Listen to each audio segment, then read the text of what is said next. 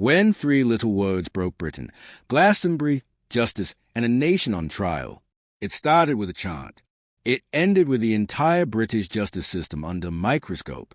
If you thought Glastonbury was just about music, mud, and flower crowns, this year's festival delivered a plot twist nobody saw coming. Buckle up. This isn't just festival drama. This is democracy in meltdown, live and unfiltered. Picture this: Glastonbury's iconic main stage, a sea of festival goers swaying in the summer haze, when suddenly a phrase slices through the air: death to the IDF. The crowd, caught off guard, responds in a wave of confusion and shock. But the real shockwave? The BBC broadcasts it live, unedited, to millions across the nation.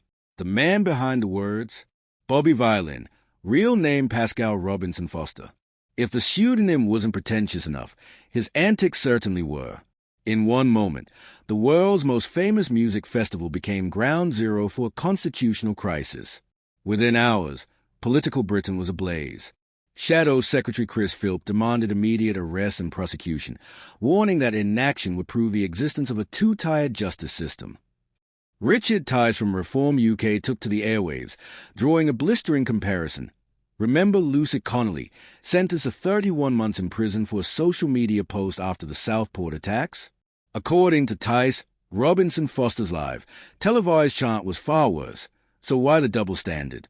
A tweet can land you in prison, but leading thousands in a violent chant on national television? Suddenly, there's talk of police review. The maths, as the internet loves to say, isn't mathing.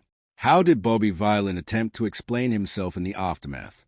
With an Instagram post more twisted than a pretzel at a yoga retreat. He rambled about his daughter's school dinners. Yes, really, somehow linking cafeteria food to his festival rhetoric. If you're going to deflect, at least make it believable. What's next? I called for violence because my oat milk latte was cold. Meanwhile, Glastonbury organizers scramble for damage control.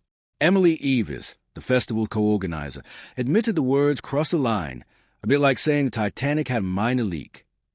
The BBC's response? A statement calling the broadcast deeply offensive. Daring stuff, especially after beaming it into living rooms nationwide. But here's where things get serious. This isn't just about one controversial performance or festival faux pas. It's about whether British justice applies equally to everyone, or if your fate depends on your politics, your postcode, or your connections. Lucy Connelly posts something online and gets 31 months. Robinson Foster leads a live audience in a chant calling for military deaths and gets, what exactly? A police review and a few strongly worded letters? Critics argue that if the roles were reversed, or if different groups were targeted, the response would have been swift and severe. Instead, Avon and Somerset police are reviewing footage, which some interpret as hoping the story fades away if they move slowly enough.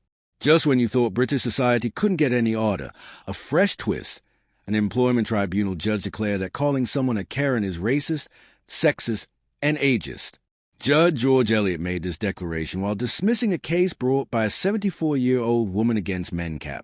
Apparently, being branded a Karen is now grounds for discrimination claims. So let's recap. You can call for military deaths on live TV, and that's up for review, but call someone a Karen, and you're a triple threat discriminator. The grievance letter that sparked the case even accused managers of weaponizing privilege. The irony is thicker than Yorkshire pudding batter. Here's the uncomfortable truth. The British justice system is tying itself in knots in real time. One rule for some, different rules for others, and apparently no rules at all for calling people Karen. The pressure is now on Keir Starmer's government to prove they aren't running a two-tier system.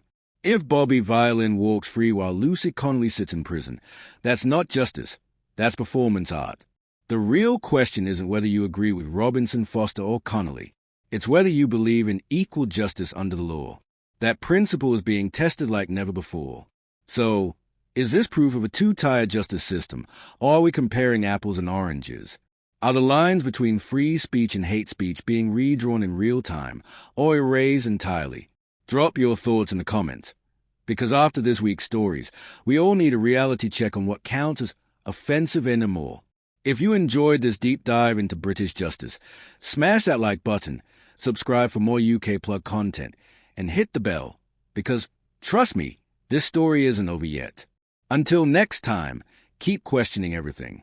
It's the only way we'll keep them honest.